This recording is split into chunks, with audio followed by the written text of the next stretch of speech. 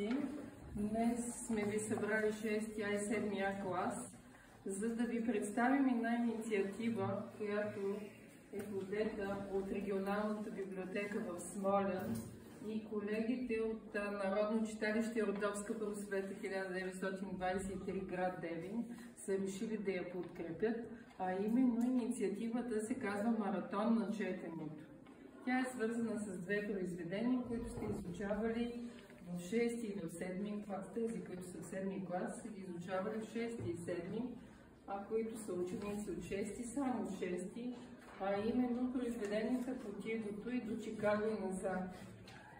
С интересни факти, свързани с тези две произведения, ще ви запознае госпожа Гергана Георгиева, която е уредник на музейната сбирка, и ще й дадем думата, за да ви запознае, евентуално ако имате въпроси, след това да си ги зададете.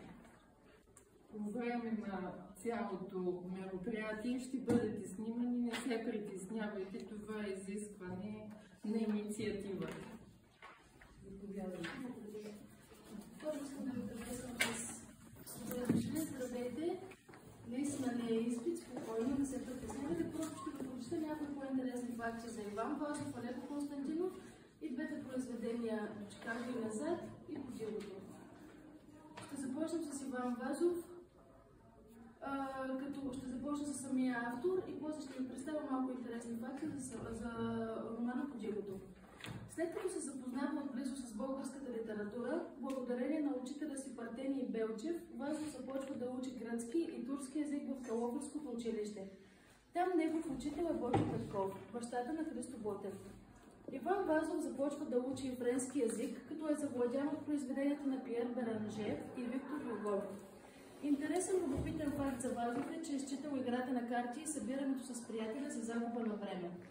Баща му, Минчо Вазов, е бил успешен търговец, но синът му вместо да открадне знанията, е пълнил тефтерите му с стихове. Вазов е изпратен в Румъния при чичо си, за да стане търговец, но вместо това той продължава писателската си дейност и научава румънски език. Поетът има общо 20 племенника, като цели 10 са кръстени на него.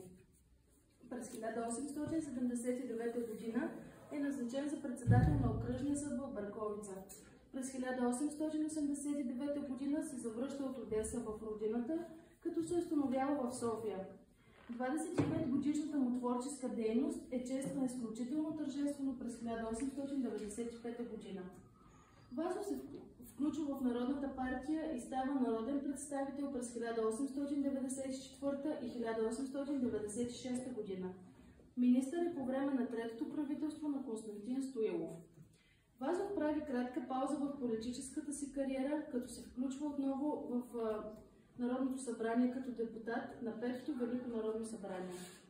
Иван Вазов е автор на първия български научно-фантастичен разказ "Последният ден на 20 век" и първата си стихосбирка "Пряпорът се гусла", подписва с псевдонима си Пейджин.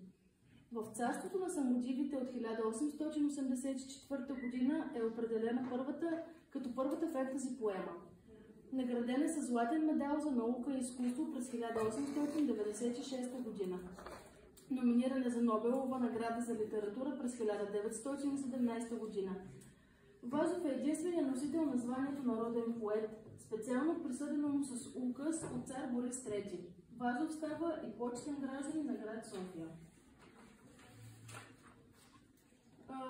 По Тигото, като неговия замисъл, всъщност датира от 1887 г. Вазов тогава е емигрант в Одеса и там започва работа над романа. С известни прекъсвания тя продължава до 1889 г.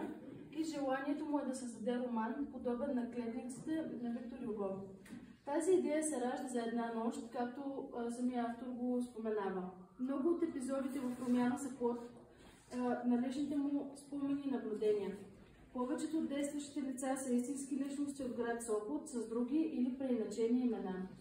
В началото на 1889 г., скоро след като българското правителство амнистира политическите емигранти, Вазов решава да се завърне в България, но преди да потегли от Одеса, за да избегне проверката на турската митница, изпратил ръкописа на По Тигото чрез съдействието